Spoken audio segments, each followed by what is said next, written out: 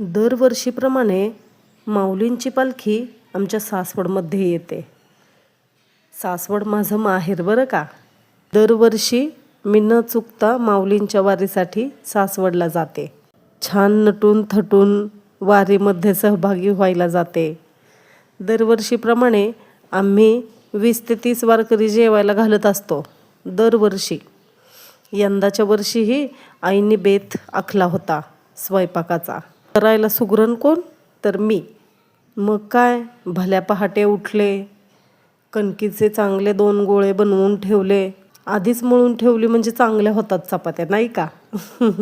तसं म्हणायला गेलं तर पालखीचा उत्साह दरवर्षी वेगवेगळाच असतो. आपल्या आयुष्यात जसे जसे वर्ष कमी होत जातात किंवा आपलं आयुष्य दर वर्षानं वाढत जातं तशी तशी समज आपल्याला येत जाते आणि त्या समजेनुसार आपण आपलं आयुष्य जगू लागतो ना. लहानपणी वारीतील आनंद वेगळाच असतो. संसारात पडल्यावरती वारीचा आनंद वेगळाच असतो. आपल्याला माणूस म्हणून समज आल्यानंतर वारीचा आनंद म्हणजे काय हे पण एक वेगळंच शहाणपण असतं.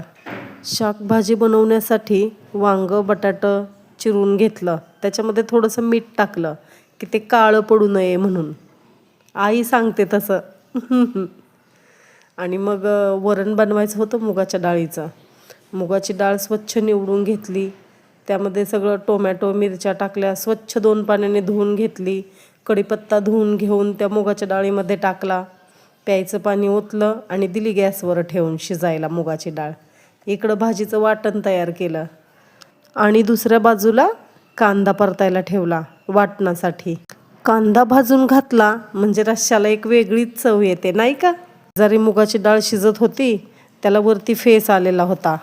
तो सगळा फेस एका भांड्यामध्ये काढून घेतला. चांगला 1 2 नाही 3 वेळा काढला.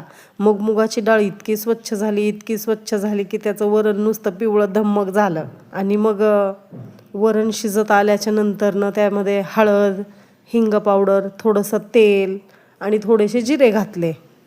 इकडं कांदा भाजायचा माझा चालूच होता बरं का. कशी डाळ शिजतीये बघा आमची. डाळ शिजून होत आली होती, इकडे कांदा पण चांगला लाल झाला होता. मग त्याच्यामध्ये थोडेसे टोमॅटो चिरलेले टाकले आणि ते पण चांगले परतून घेतले. परतल्यानंतर मग ते मगाशी केलेलं वाटण आणि हे कांदा टोमॅटो हे 2 वेळा चांगलं मिक्सरमध्ये वाटून घेतलं. आणि हो, अजून चव वाढण्यासाठी मी कढीपत्तासुद्धा टाकला त्याच्यामध्ये आणि मग वाटून घेतलं बरं का. इकडे फोडणीसाठी पातेलं ठेवलं. पातेलं म्हणजे आपण 3-4 किलो चीक शिजवतो असं मोठं पातेलं ठेवलं होतं मी भाजी बनवण्यासाठी. भाजीच्या फोडणीसाठी मी पातेल्यामध्ये तेल टाकलं, जिरी मोहरी कढीपत्ता टाकून चांगला तडतडू दिला. मी वाटलेला मसाला टाकला आणि चांगला हलवून घेतला. इतर वेळी ना स्वयंपाकाचा खूप कंटाळा येतो. वारीमध्ये पहा ना काय वेगळीच जादू असते. कुठून अचानक ताकद आल्यासारखी येते आपल्याला नाही का. मगाशी मी डाळ शिजवून ठेवली होती, त्या डाळीला आता वरून फोडणी घालायची होती मला. मग मी इकडं मसाला परतत दुसऱ्या बाजूला आपलं वरणाच्या फोडणीसाठी तेल, जिरी मोहरी कढीपत्ता थोडासा हिंग टाकला आणि वरणामध्ये तडका टाकून दिला. छानपैकी वरण हलवलं मी व्यवस्थित आणि साईडला झाकून ठेवलं.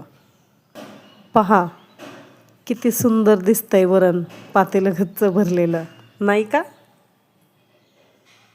दरवर्षीप्रमाणे यंदाच्या वर्षीही आम्ही जेवण केलं होतं. मनाला एक आनंद मिळतो. वारकऱ्यांना जेवू घातलं, समाधान, आत्म्याला समाधान मिळतं. ज्ञानोबा माऊलींच्या पायी वारीमध्ये सहभागी झालेल्या माऊलींना जाता जाता थोडासा आमच्याकडून एक गोड प्रसाद. भाजीचा मसाला व्यवस्थित परतून झाला होता. इकडं मी भाज्या आधीच मिठाच्या पाण्यात टाकून ठेवल्या होत्या काळ्या पडू नयेत म्हणून. त्या स्वच्छ धुवून घेतल्या आणि त्या मसाल्यामध्ये टाकून दिल्या. त्याच्यानंतर वाटाणा पण मी धुवून घेतला आणि त्याच्यामध्ये टाकला. सर्व व्यवस्थित परतून पाणी कढईमध्ये 2 वेळा उकळून घेतलं आणि उकळलेलं पाणी असं भाजीमध्ये ओतून दिलं.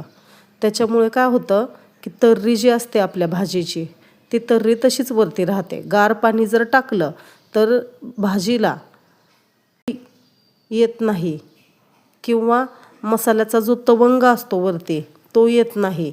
म्हणून मी कधीच गार पाणी टाकत नाही. पाणी गरम करून टाकलं की भाजीचा रंगसुद्धा छान दिसतो आणि त्याला तर्रीसुद्धा मस्त व्यवस्थित येते. बघा किती भाजी उकळते तरी पण त्याची तर्री बाजूला हललेली नाही आहे. माझी मोठी बहीण शिरवळमध्ये असते.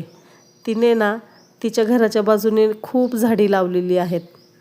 सोबत वेलही लावलेले आहेत. मग ती काय करते, ताजी ताजी भाजी तयार झालेली असते ती काढून घेते आणि भाज्या बनवते. ते ताई आणि भाऊजी एक चमत्कारच आहेत बाबा. त्यांचं कसं जॉब वगैरे सगळं सांभाळून ते भाज्यांचं बागेचं खूप आवडीने जपतात ते. त्यांच्या घरी हा घेवडा आला होता तर ते जवळजवळ 4-5 किलो घेवड्याची पिशवी भरून घेऊन आली होती ताई. माऊलींच्या दर्शनासाठी येणार होती तेव्हा ती घेऊन आली होती. मग आई म्हणाली आणलायच एवढा घेवडा तर आपण निवडू. मग काय ह्या स्वयंपाकाची तयारी करता करता आम्ही तिघींनीही 2-3-4 किलो घेवडा होता तो निवडून घेतला. निवडून घेतल्यानंतर मग तो पण बनव म्हटली आई. म्हणून मग तो मी घेवडा मसाल्यात टाकून परतून घेतला आणि सुक्का बनवला.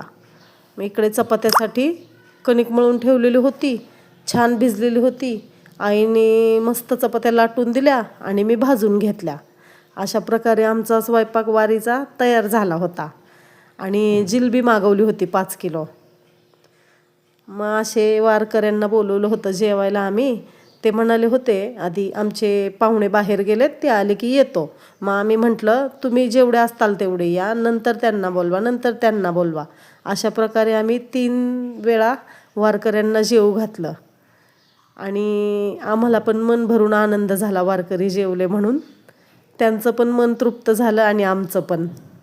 धन्यवाद माझा ब्लॉग पाहिल्याबद्दल.